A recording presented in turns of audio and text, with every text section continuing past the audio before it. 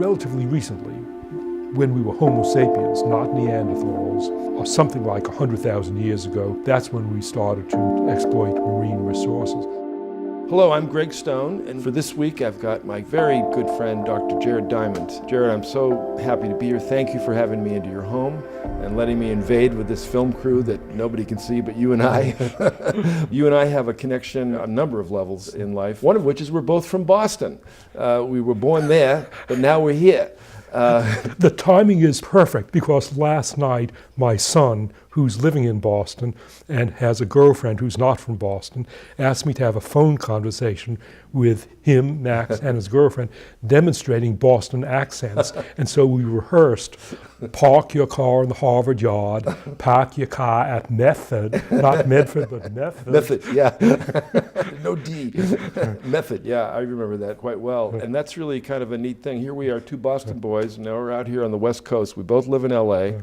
We both study the world around us, you through anthropology and birds, and of course me through the ocean. But what's brought us here is the ocean today, and I would wonder if you could just tell me a little bit about your connection to the ocean, when you first became aware of it, growing up in Boston, the origin story. That's easy to remember, Greg, because growing up in Boston, my father would take us in the summer on vacations, and our vacations were almost always on the coast. First vacation that I can recall was at Taunton, followed by 2 years at Woods Hole, which meant that I would go along the beach and gather shells and see fish.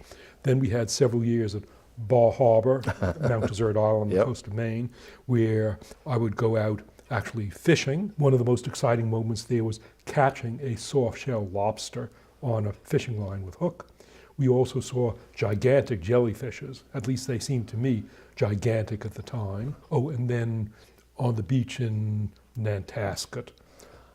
In retrospect, the ocean was so cold then that nowadays I wouldn't go into it without a wetsuit, because I need a wetsuit even to go into the ocean off New Guinea, but in those days I was used to it. And then subsequently, once I started working in New Guinea and the Solomons, I had a number of trips, first in the Siassi Islands off eastern New Guinea, running back and forth on boats, in the Solomon Islands, then running back and forth between islands, and then finally in 1986, a whole project in the Raja Ampat Islands of New Guinea. I can't help but mention here, you mentioned Nantasket, which is a beach just south of Boston, and I can't believe you mentioned that. That's actually where I first saw the ocean.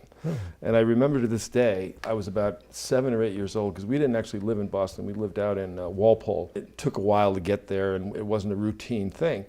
But my parents took me to the ocean when I was about 7 years old. My cousin lived in Hingham, right next to Nantasket Beach. And that's the first place I ever saw the ocean. My cousin had 2 flippers and 2 masks. So we each got 1 flipper, and we each had a mask, and we went out, and that's where I fell in love with the ocean. Talking about origins, I like to think back in time. I always like to do these thought experiments. What was it like for humans back in Africa, let's say, before we made the great exodus? Once we became modern, some several 100,000 years ago, and our world was as far as we could see. So you had to get up on top of a hill, and that's really what you could see. Today we have Google Earth looking down. We really have a much better sense of what's around us. And you've talked to me often about how we were constrained by land, terrestrial animals, but then we began to venture out into the ocean. And you've said some interesting things about visibility and the effect that visibility of islands might have had on these early human tribes. Can you tell me more about that? Because actually I don't fully understand it. Sure. Perhaps to begin with a modern example, this is a beautiful short story by the French writer Guy de Maupassant, who wrote short stories. And one of his really touching short stories is entitled Happiness. The first 2 paragraphs begin with someone asking, is it possible for a couple to remain happy forever? And the teller of the story says yes, and here's an example. They're on the coast of the Mediterranean. He looks out in the distance, and there, an enormous mass rising from the mist. And the person on the coast says, that's Corsica. You can see it only 2 or 3 times a year, but it's emerging from the clouds now. We can see Corsica, dozens of miles off. And Corsica reminds me that in Corsica I met a couple in a remote area. She had given up her life to be with him, but this illustrates that yes, you can be happy for a long time. But it all starts with the view of Corsica. When I think of traditional people, so they were on the coast, why on earth would they do something as dangerous as getting into a boat or on a log or on a raft. Certainly initially they would do it only if they could see land out there. To go out without land being visible is literally suicidal. And that means that the parts of the world where people would be motivated to use boats would be the parts of the world where there are islands to see. There are really only two parts of the world where there are lots of islands that you can see from the mainland. One is the Mediterranean, with Corsica, Sicily, Crete, and Cyprus. And the other is Southeast Asia and the New Guinea region, which are just dotted with islands as you go from the Malay Peninsula out to the Solomon Islands, past Indonesia and New Guinea. Always an island is visible from the previous island until you reach the end of the Solomons, which is the end of visibility. And not surprisingly, I think, the Mediterranean and Southeast Asia, New Guinea, those are the two parts of the world where there were great traditional navigators, Europeans and then ultimately the Polynesians. Whereas Africans themselves apparently never reached Madagascar because it was invisible. Native Americans were not ocean-going, and Australians were not ocean-going. I think this is the effect of island visibility on behavior, but it then raises the question, why would anybody set out to sea like the Polynesians where there's nothing visible? And everybody talks about Polynesians, but there were others besides Polynesians, right? Who were the first ones? Tell me about that story of going out and coming back. Sure. Before there were Polynesians, Greg, there are 2 or 3 cases of people colonizing islands that were invisible. But in 2 of those cases, there were nevertheless warning signs. One was the colonization of Australia from Timor. Timor is 200 miles from Australia. There's no way that you're going to see Australia from Timor.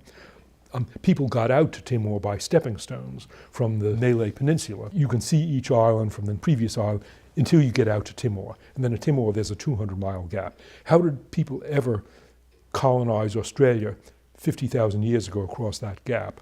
But one possibility, because Australia is dry, particularly the northwest coast, there were brush fires. And there were enormous brush fires, and the brush fires let off smoke. So it's possible that the clue to people on Timor that there was something out there was the brush fire. The first smoke signal. The first smoke signal, that's right. Then, as people spread out to New Guinea, and then spread from New Guinea to the Bismarcks to the Solomons, between the Bismarcks and the Solomons, there's a gap of maybe 100 miles or so, where there may not have been visibility.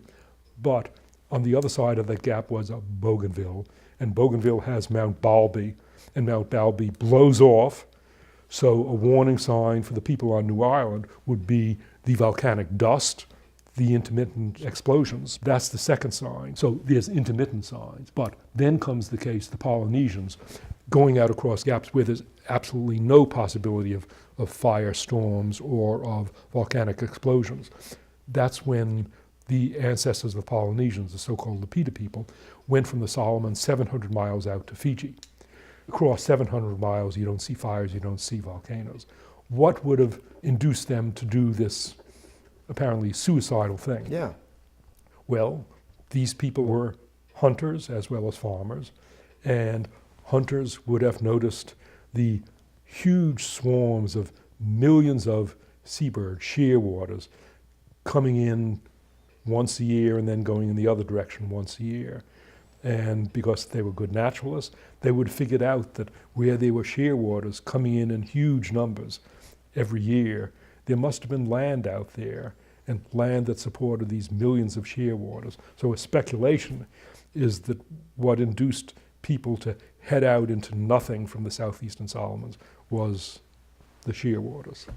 So they were following the patterns of natural wild animals and putting together their knowledge that there's got to be something there if the birds are coming from there. Yeah. Because we see them elsewhere. Didn't they sail upwind mostly? Didn't they always want a return ticket home somehow? I heard something about that. They were apparently clever about it. In the settlement of Polynesia, the end result we know, that the Polynesians discovered every habitable scrap of land in the Pacific up to the subantarctic region. Tiny scraps like Pitcairn Island, which is 3 miles across. How did they manage to discover every tiny scrap of land? Again, there were clues, as you would on the open ocean, even if you couldn't see land, there were nevertheless seabirds of which some species go 75 miles from land and others 50 and others 25, 10 miles. So even if there's no land visible, but they see, say, boobies or frigate birds, they know that there's land over there, and then what they'll do, and I've done this in the Solomons, you wait until late afternoon, and then the frigate birds go back to the roost. So you see where the frigate birds are heading. Yeah. That tells you that land is there. But still, you have to pick a path into the open ocean, and you don't want it to be suicidal. It's thought that what the Polynesians did was that they would do their exploration at times of year when the winds were about to change. And so they could set out with the wind behind them, but they didn't want to turn back when the wind was still carrying them away. When the winds were about to change, they would go out 2,000 miles with the winds behind them, confident that the winds were about to change. When the winds changed, then they would come back and have a ride all the way back. So they had a guaranteed return ticket home after their exploration. If they didn't, because they didn't always find an island, presumably, right? I would not say guaranteed, Greg. Yeah. The guesstimates are that the death toll from Polynesian exploration was 90% died. Wow. And maybe 10% found something. But the canoe that found Hawaii, if there were 60 people on the canoe and 30 were men, and there was differential mating, so one of the men, once you get there and you arrive in Hawaii, the canoe that found Hawaii left behind millions of descendants. So the payoff was enormous. Right. Oh, I see. For the colonization from New Guinea eastwards, it was all Polynesians. But by the time that Europeans got into the Pacific, islands like Vanuatu and Fiji were occupied not by Polynesians, not just by Polynesians, but by so-called Melanesians, by people who look like New Guineans. It's clear, in fact, from the archaeology that the first people to get to Fiji were the ancestors of the Polynesians, recognized by their pottery, the so-called Lapita pottery. But after they got there was trading back and forth. And we know that because way out at Fiji and Tonga, there is obsidian from islands off Manus and islands off New Britain. Talisay obsidian from off New Britain is all the way out to Tonga, but also Talisay obsidian is in Borneo. So the people who did these voyages from islands off the coast of New Britain would have gone 1,000 miles out there and a few thousand miles to the west, bringing the news to Melanesians. But this leaves the question that you mentioned, what about the Micronesians? Yeah.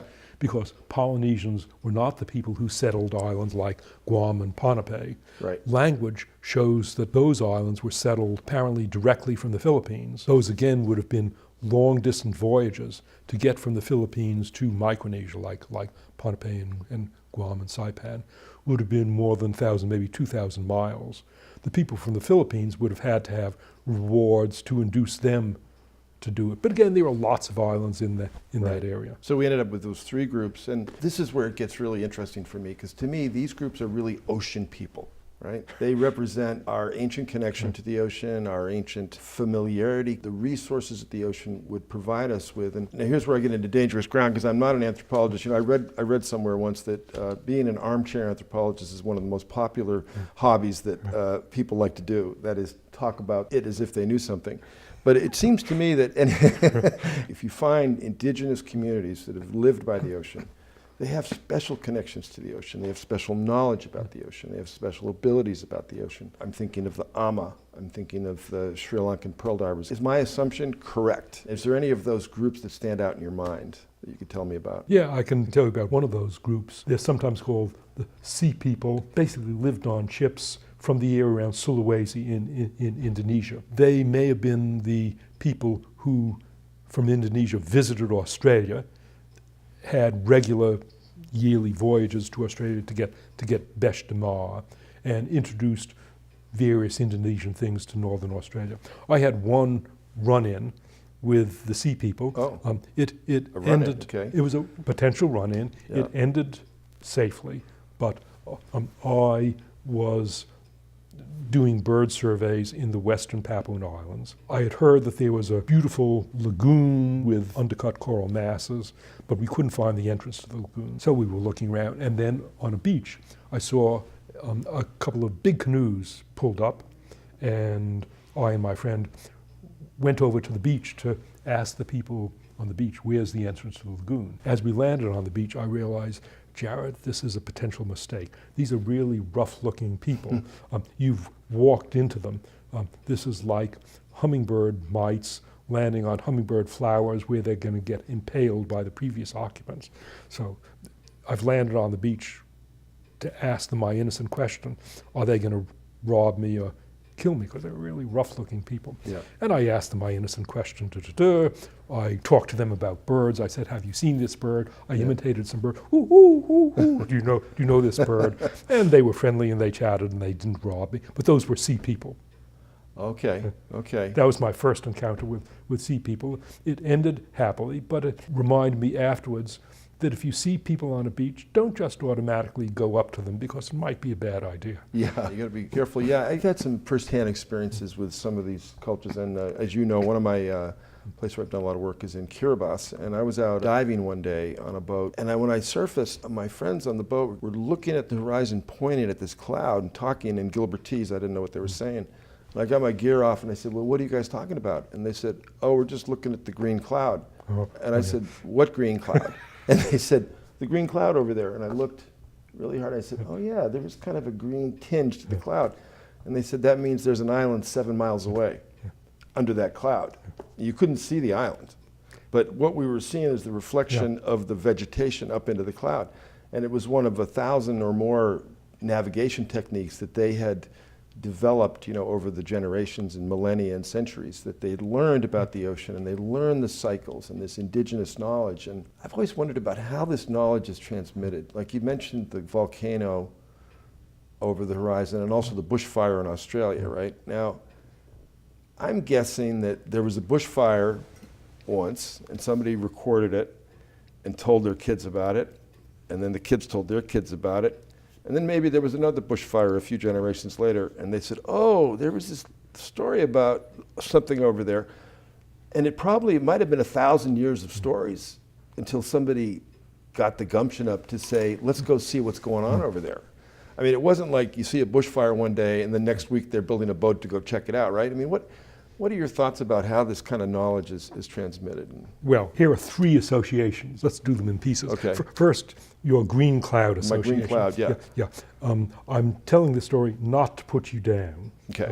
But here goes the story. Go ahead. There was a New Zealander, possibly a physician called David Lewis, who played a role in, quotes, rediscovering traditional navigational techniques, because he went to Micronesia and he went out with traditional navigators, spent a lot of time learning their traditional navigation techniques and how they learned to navigate based on bioluminescence patterns and waves, and of course the sun and the stars and winds and this and this and that.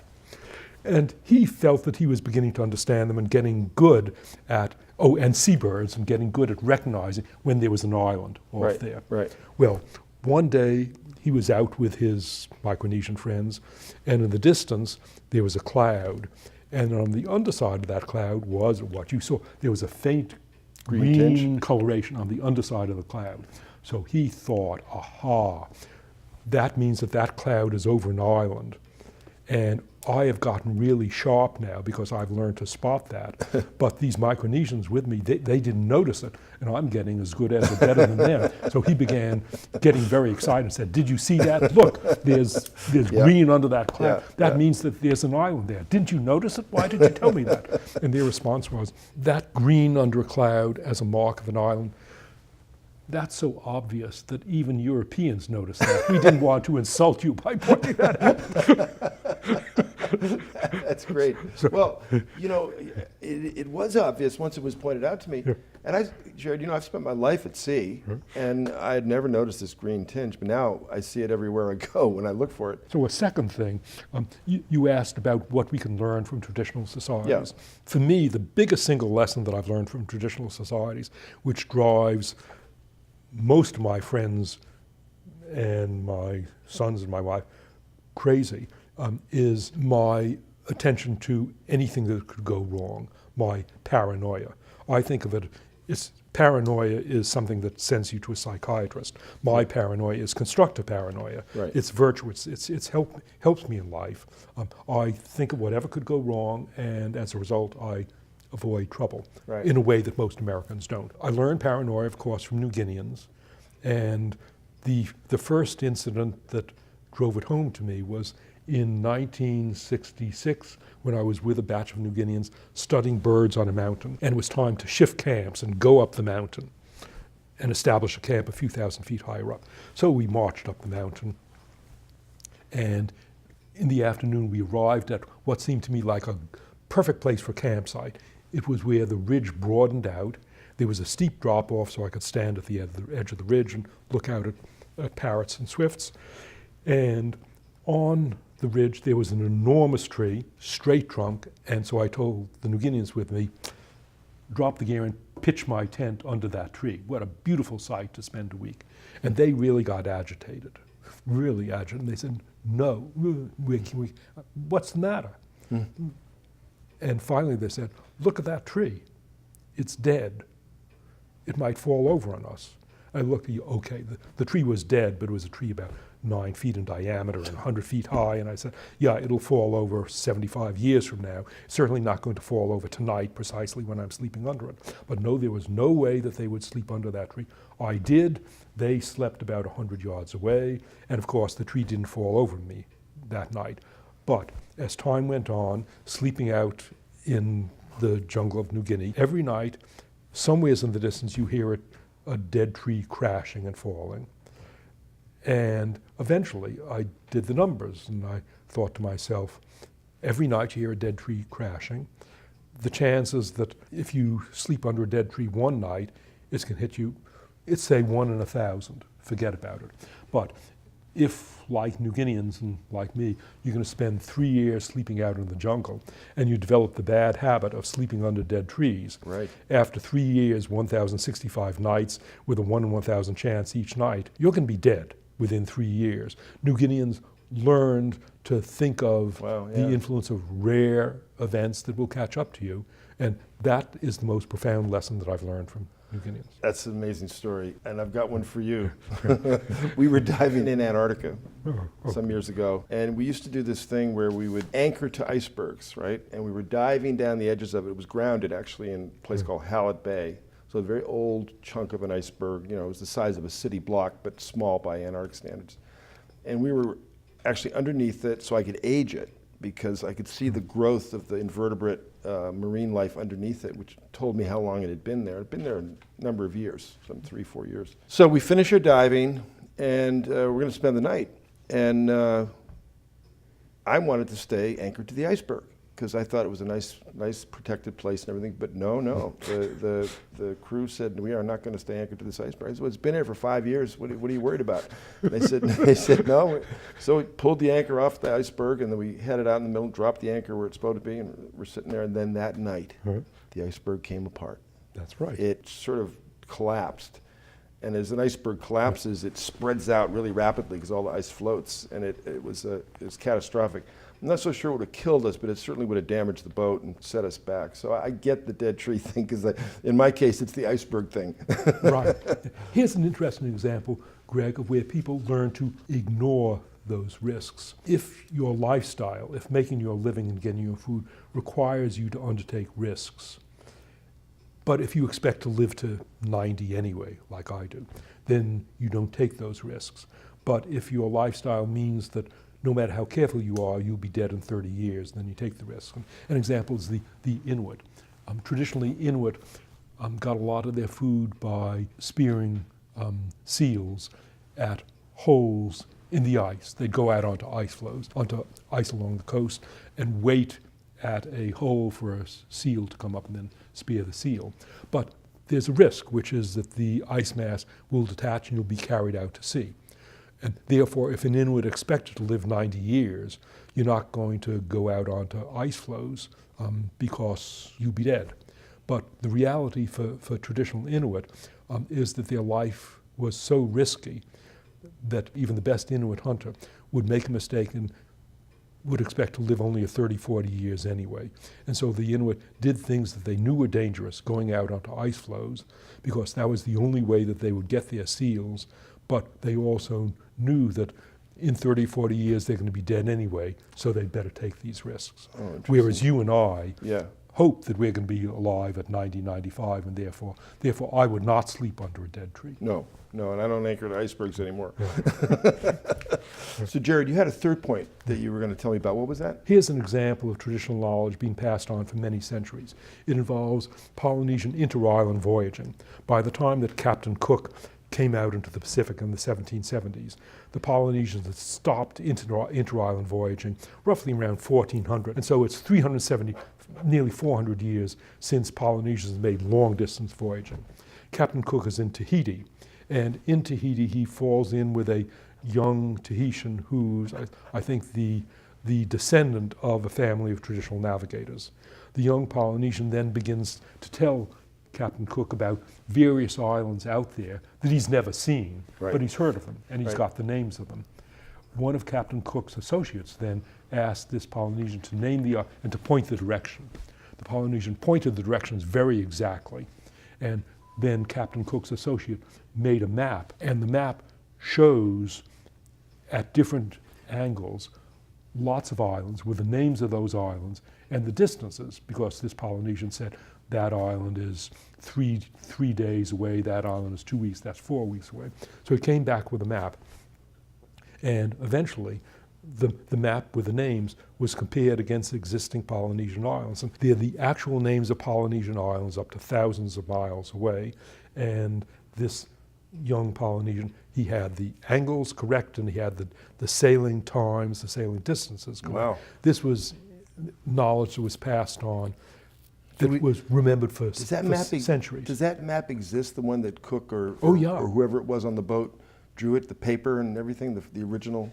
Absolutely. I'd love to look at that. If you read the books of Captain Cook's voyages, this map is often reproduced. The one that they sketched there on the beach in Tahiti That's that right. day. The name Wow. of the Polynesian, I think his name began with T. T, it was Tanoa or something like that. Something, but it's an unmistakable map. And didn't they take him with them on the boat as they explored, and he was able to talk to different people? That's right. Yeah. When they landed in islands like Hawaii. Hawaii had been discovered and colonized by Polynesians at least 700 years before Captain Cook came to Tahiti.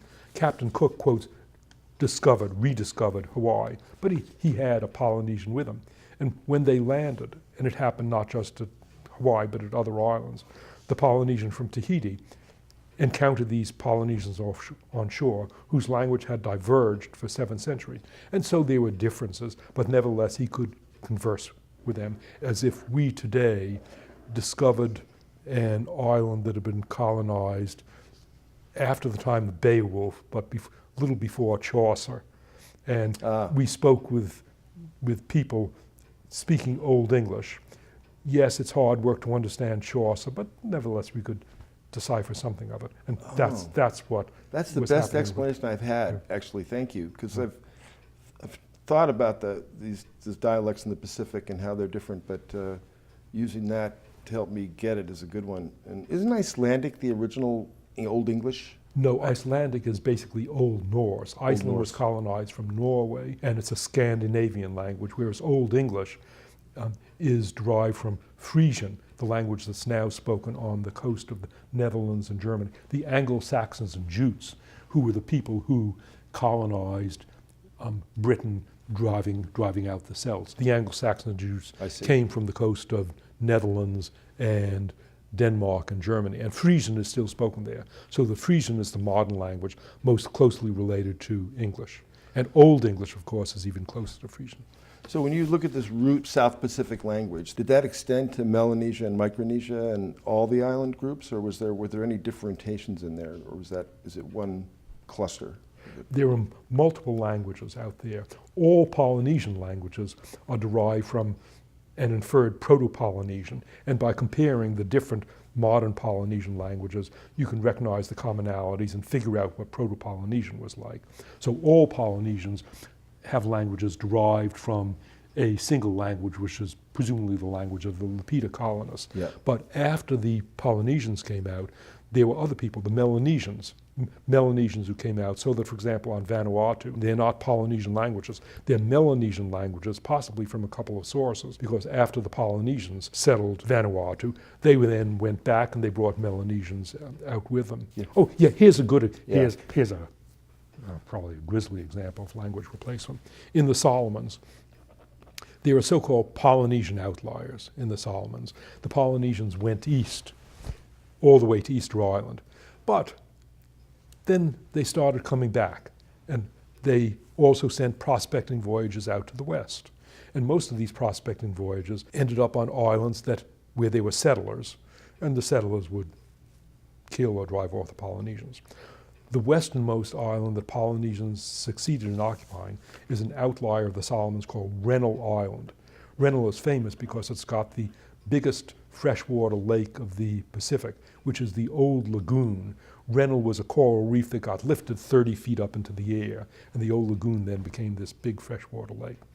The people of Rennell Island today, they speak a Polynesian language, but they're somewhat dark-skinned. They're darker skinned than Polynesian. And they have a tradition that said, when we arrived at Rennell, on Rennell, there were a people there, the Hiti, and eventually we killed the Hiti and came to occupy Rennell Island.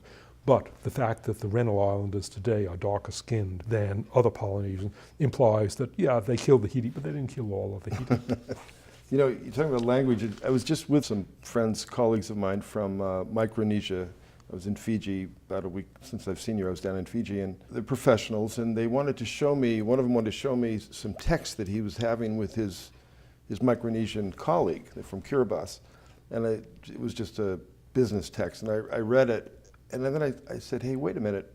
Why are you guys writing in English? It's your second language. And they spoke perfectly good English. One of them was pretty heavily accented, and I could see him searching for words once in a while, but perfectly fluent in English. And why don't you guys use Gilbertese when you're talking to each other in your texts? And he says, oh, that's an easy answer, Greg. And I said, what is it? He said, if we used our native language here, it would have to be much longer. That's also, Greg, a story of some economic significance to me, because my books get translated into other languages. That's right. And from the editions, I can see how much longer or how much shorter another language takes to represent my English text. What I notice in my German and Italian translations are about 30 to 50% longer than my original English. And the consequence of that is that, for example, my book, Guns, Germs, and Steel, in English, is about 500 pages long, and it's not too heavy.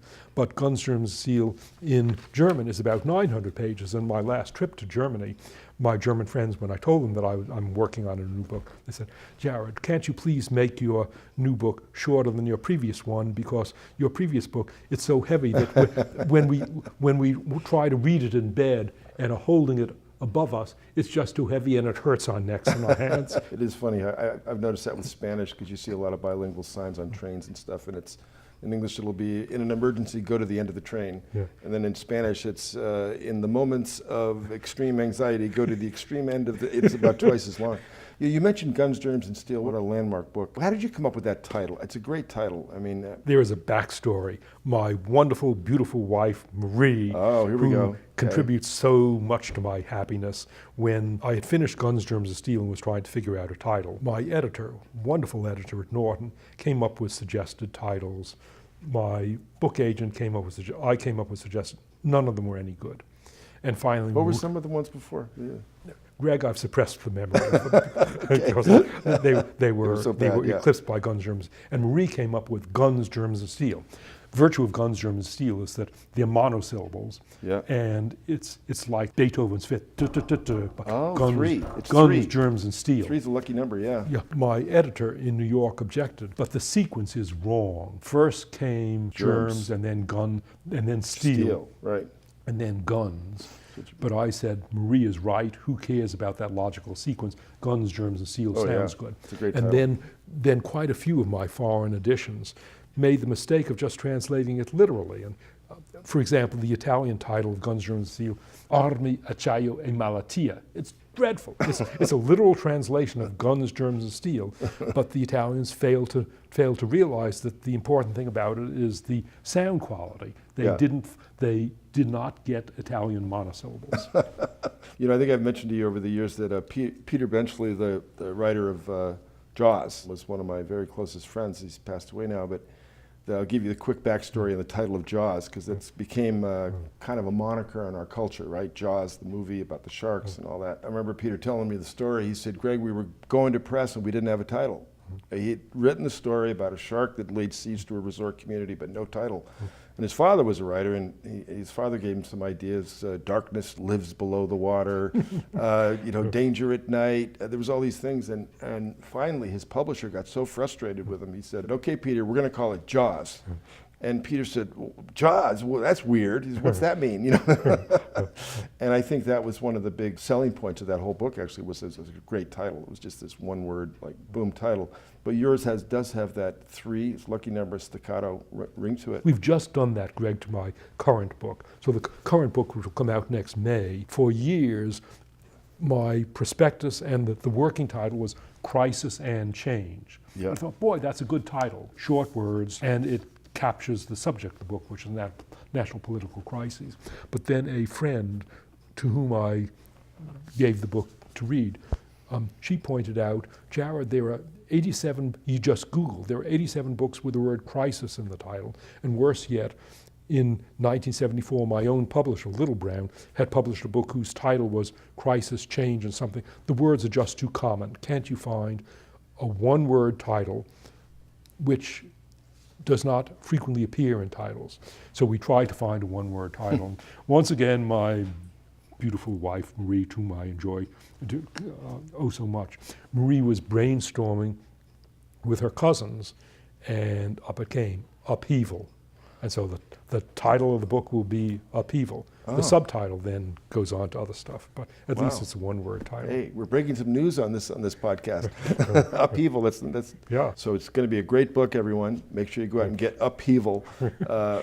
Probably by the time this podcast comes out, it'll be out. We talked about indigenous coastal groups and how they, would see an island and voyage to it, or they'd see green on the cloud, and there's any number of other things that are used. But there's also some physiological things about humans in the ocean, and especially women. Can you talk about that a little bit? I mean, it's an interesting part of it for me. Well, especially women, because especially men. You and I grew up on the coast of New England, right. And yes, on the south side of the Cape, it's warmer in the north, and the bay, I think, is warmer than the ocean. But boy, I can tell you that Bar Harbor and Mount Desert Island, the ocean was cold there, and yet I swam the cold ocean then. I wouldn't now. In Tasmania, Aboriginal Australians filled up all of Australia. Tasmania was periodically connected and disconnected from the Australian continent because the seas between Tasmania and Australia are shallow. As sea level dropped during the ice ages, Tasmania would get connected, and then as sea level rose. Oh, they could just walk across? Yeah. Really? Oh, I didn't know that. Oh, yeah. Okay. The way that Aboriginal Australians got to Tasmania, and the way that kangaroos got to Australia, and the way that emus, flightless birds, got to Australia was So it's just like the Alaska-Russian route? Exactly. Okay. It was a land bridge. Yeah. They walked there, and so they arrived 30,000 years ago. And then sea level rose for the last time 10,000 years ago, turning Tasmania into an island. But Tasmanians did not have boats.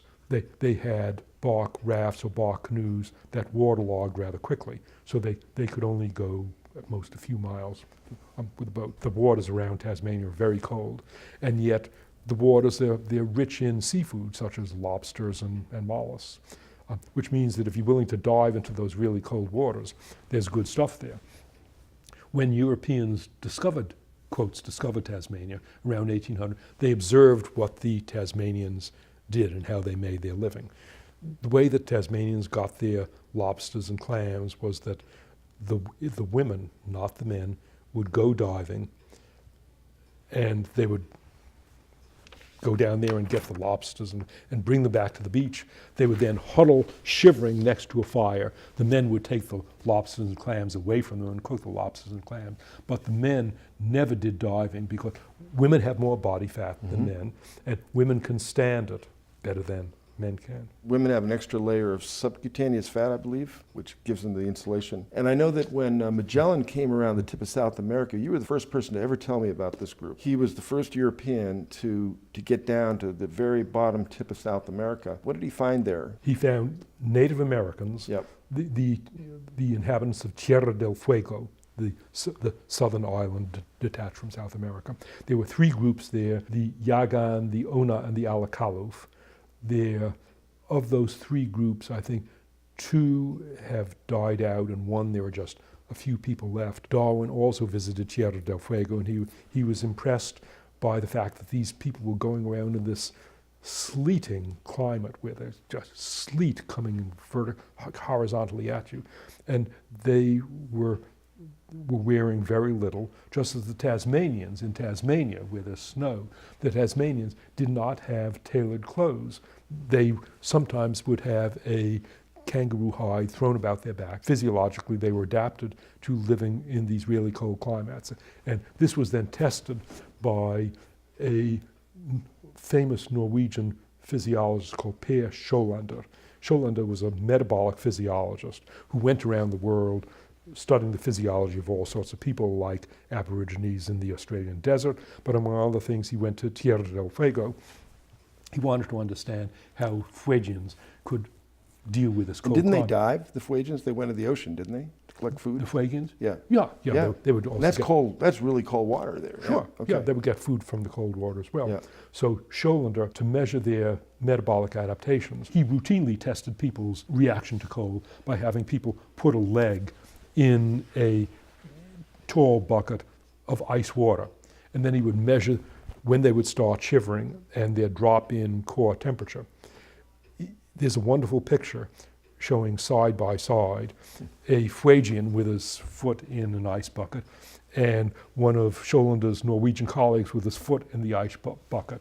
And after 15 minutes, the Norwegian is shivering and can't stand it, and the Fuegian is just sitting there, locked out after half an hour. No problem, huh? No problem. But similarly, the Inuit are known to be able to tolerate cold much better there. Now, let's talk about tolerating heat and Japanese. So Japan is temperate. There's no tropical part of Japan. This now has to do with the function of our sweat glands. Right. If you look with a microscope at your skin, you will see that you have more sweat glands on your skin than you have droplets of sweat when you are sweating, which means that of your anatomical sweat glands, some are functional and some are non-functional. Here was the observation that set that off. After World War I, the Japanese occupied German tropical colonies. They occupied Guam, Saipan, Rotan, and Tinian. And so lots of Japanese colonists went out to these tropical islands. Baby Japanese were born there. Some of the colonists from mainland Japan went out there as one-year-old babies, settled the tropical Marianas. Some Japanese born in Marianas would go back to Japan at 6 months, 1 year, 4 years, and so on. And some Japanese physiologists noticed that some Japanese are comfortable in the Marianas and some are not comfortable. And then they began looking at the skin, and they noticed some sweat glands become functional. For you and me, Greg, probably half of our sweat glands are functional. They then looked at functionality of sweat glands in Japanese from mainland Japan who went to the Marianas at 1 month, 6 months, a year, 2 years, 4 years. They also looked at Japanese born in the Marianas who came back to mainland Japan at different ages. And it turns out that the percentage of your sweat glands that are functional depends upon the climate that you're experienced during your first 2 years of life. If you're growing up in a tropical climate for 2 years, then essentially all your sweat glands become functional. Whereas if you're growing up in a cold climate, then only half of your sweat glands become functional. But what counts is where you spend the first 2 years. And so Japanese who were born in the Marianas and at the end, 2 years came back to mainland Japan, were comfortable in mainland Japan in the hot summer. Whereas Japanese from mainland Japan or Japanese born in the mainland Japan who went out to the Marianas after age 3, half of their sweat glands remain non-functional. So it helps you cool. Yes, it helps you cool. And that's an example of what's called critical period programming. Right. This is a big thing in development. Similarly with your eyes, whether you can see for the first 6 months determines whether you'll ever be able to see. But it illustrates that your experiences in your first either 6 months or 2 years, a critical period that varies with you. Does it make people that were born in the tropical place Does it make it harder for them to stay warm in a cold place? I don't know whether the opposite, The opposite works. opposite has been done. Because, there's always that thing about thin blood. There was a scientist, I believe his name was Haldane, made the remark that only humans can run a mile, swim a mile, climb a tree, and then dive down into the ocean like 30 feet of all animals on the planet. What are your thoughts on the influence of the ocean on human evolution and on human behavior in society, if you have any? And I know this right there, I've just outlined your next 2 or 3 books you could probably write, but sort of top of mind for our audience and for me. I'm brainstorming that the oceans lacked influence on human physiology and behavior until whenever we started gathering seafood. The archaeological record suggests that the first documented gathering seafoods, the first middens, are something like 100,000 years ago, or one can argue maybe they were 200,000 years ago, but they were not middens 1 million years ago. So at some point, relatively recently, when we were Homo sapiens, not Neanderthals and not Homo erectus, but when we were sapiens, and possibly when we were behaviorally modern sapiens, that's when we started to exploit marine resources. But then this goes back to the point, Greg, that I mentioned about Native Americans from the Pacific Northwest being hunter-gatherers, but settled in permanent villages, and Native Americans, the Calusa tribe of Florida. On the seacoast, there are places on the seacoast where the food sources are rich and hunter-gatherers can settle down. But for the most part, hunter-gatherers on land don't settle down except in the richest places. And so it's possible that starting to utilize marine resources meant the beginning, or at least an acceleration of permanent settled living. But permanent settled living is significant because it has at least 2 further consequences. One is churning out babies. If you're a nomad and you're going to shift camp every day, a child cannot keep up with the adults until the child is about 4 years old. And therefore, nomadic societies cannot grind out babies every 2 years because the mother and father, they can carry 1 baby, but they can't carry 2 babies. And so nomadic societies use various ways of regulating childbirth or preventing conception so that they space their children in 4-year intervals. Only when you settle down made possible a population explosion. That's one consequence of settling down. Right. But the other consequence of settling down is that, again, if you're going to shift camp every day, you do not want to have a printing press or atomic bomb to carry along with you every day when you shift camp.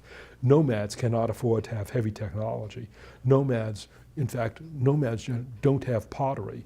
It's only settled hunter-gatherers, like the hunter-gatherers of Japan and the coast of China, that have pottery. So once you settle down, you can then afford to have heavy technology, but also once you settle down, it means you've got a richer lifestyle. You've got stored food, and that stored food can then be used to feed people who become specialists and sit there in camp playing with dirt and stumble on the idea of pottery and stumble on the idea of copper and bronze and eventually atomic bombs. Right. You made the great argument about hunter-gatherers could settle down perhaps with an ocean providing food. Do you think it also had any effect on our brain development? Seafood accounts for something like 1/3 of the protein of the world's human population, and disproportionately of poorer people. The opposite example is the New Guinea Highlands, where I've done so much of my work. New Guinea Highlanders, their diet is especially starch root crops. There's not much meat in the New Guinea Highlands because the big animals were all exterminated 50,000 years ago. The meat that's available now is kangaroos, but they've gotten really rare, rats, spiders. Literally my first morning, Greg, in the New Guinea Highlands in 1964, when I arrived exhausted from my overnight flights, and the next morning they were going out hunting. Boy, big excitement. We go out into the garden, they hunt, and then I hear excited cries, and they're surrounding a big brush pile. And, oh my God, they've cornered a big kangaroo. Wow! And a little child goes into the brush and then comes out holding 2 baby wrens that weighed about 1/6 of an ounce each. Well, to get their protein, have to resort to small things. New Guineans eat frogs. New Guineans eat spiders, sizable spiders. But a consequence is that kwashiorkor, the disease of protein deficiency, is widespread in the New Guinea Highlands. People get reddish or orangish hair from protein deficiency. When I brought my wife Marie for the first time to New Guinea this September, one of the things that struck Marie and really depressed her was to see the kwashiorkor, the protein deficiency, was just common in New Guineans because they were on a low protein diet. But once you're on the seacoast and you've got all these fish, hunter-gatherers on the seacoast do not have kwashiorkor. Okay. People have a natural affinity for the ocean. I find it fascinating that here we are, a primate, right? Evolutionary tree takes us back to the primate world. But where do people go when they want to go on a vacation in modern society? They go to the ocean. They don't go climb a tree. Some people enjoy the forest, yes. And we live along the coastline for commerce reasons, yes. Do you think there's any argument to there being an affinity, a natural affinity to the oceans by human Homo sapiens? Yes, Greg, you can make an argument. Whether the argument is correct, I don't know, but you can make an argument. And another example, people making that argument has to do with claimed human fondness for the savannah. Yeah. So when you show people pictures of an open landscape, a parkland, a dense forest, etc., it's said that the pictures that people pick out, they don't like bare open grassland like steppe. They don't like closed forest. What they really like is an open parkland, savanna. And it's claimed that that's a legacy, maybe even a genetically programmed legacy of having evolved in savannas 6 million years ago and stayed in savannas for 4 or 5 million years. That's long-standing programming, but I can imagine that people have been using the ocean for 100,000 years, but 100,000 years is long enough for genetic programming. So maybe the reason why you and I were taken by our parents to Nantasket Beach and then to Falmouth and Woods Hole and to Bar Harbor was 100,000 years of programming for the oceans. I've got a simple question. Do you have a favorite ocean animal? When you ask me, do I have a favorite ocean animal, I cross out the word ocean. I translate your question to, do I have a favorite animal? We'll go there. And my favorite animal, New Guinea tree kangaroos. They are so adorable. So I discovered a previously unknown population of tree kangaroos in the uninhabited Foya Mountains of Indonesian New Guinea. They are red and yellow and pink with spots. You discovered this? I This discovered. species? Wow. I discovered them. That's a big deal. When I was helicoptered into the Foya Mountains, there were these tree kangaroos, and they were tame because they had never seen people. So they're the most colorful marsupials, red, yellow, pink spots and stripes. What'd you name them? What was your Latin scientific name? I didn't collect. Yeah, because these are uninhabited mountains, and I wasn't doing any collecting. Oh, so you did observational. Yeah. It was observational. This tree kangaroo, it's so adorable. It's childlike. It's got a short nose and short limbs. And Lisa Daybeck, a wonderful mother of tree kangaroo conservation, sends out an annual report, and her annual report just arrived with a pair of tree kangaroos on the cover. Marie bonded. I saw that Marie took that magazine, put it, it's on our bathroom now where she's going to... I bet their eyes are big too, right? Oh, their eyes are big too. And today I have an email going out to Lisa Daybeck saying, Lisa, can you send us a PDF so that I can blow it up and get a big picture of those tree kangaroos for my wife? Because I've just noticed people love creatures with big eyes. I think it's part of our programming. Yeah. And it's one of the things that's helped pinniped or seal conservation is all you need to do is have a seal, with those big brown eyes looking up at you, and you want to pull out your wallet and, spend money to conserve them. Whales too. There are dozens of things that I can add, but let me add one specific thing, and that's the end of Polynesian interisland voyaging. Mm-hmm. So why is it that Polynesians, beginning around AD 800, started heading off in every direction? In order to discover all those islands, they had to take a bearing. They had to say, I have a hunch that the rising of Capella, that there's land out there, and so that they go out. And there was inter-island voyaging, we know, from about 800 to AD 1400, and AD 1400 it stopped. Why did it stop? Yeah. Here's my guess for why it stopped. Inter-island voyage, why would you do something as suicidal as set off in a canoe? Well, every now and then a canoe comes back, and it says, I've discovered this landmass where there were big flightless birds and it's uninhabited. This is a great place to colonize. And so as long as every now and then a voyager came back and said, I've discovered an uninhabited island, that would then motivate further people to come Oh. out. But by AD 1400, They'd all been every discovered. scrap of land in the Pacific had been colonized, and it meant that when Polynesians headed out and they landed somewhere, they got killed on the beaches. And so either nobody came back, or out of the canoe of 60, 2 came back and said the other 58 were killed there.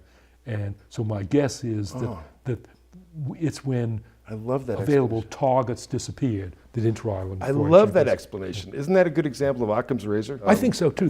There are of course other theories. There are anthropologists and archaeologists who say it's because of change in the ocean currents, or a change in the wind currents, or a shift in star patterns, or a rise in sea level. Yeah, But yeah. my guess is it's human psychology. Maybe you can come back for another episode sometime. Gladly. All right. Thank you very much, Jared, for taking me on a fascinating ride of talking about these things. I've always enjoyed it. And thank you, listeners, for being with us this week.